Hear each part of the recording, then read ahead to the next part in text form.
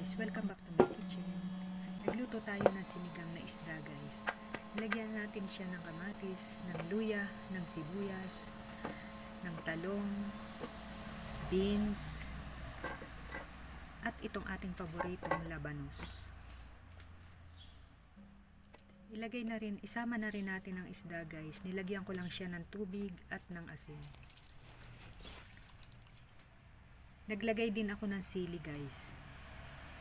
Pakukuluin natin siya at lalagyan natin ng sinigang mix.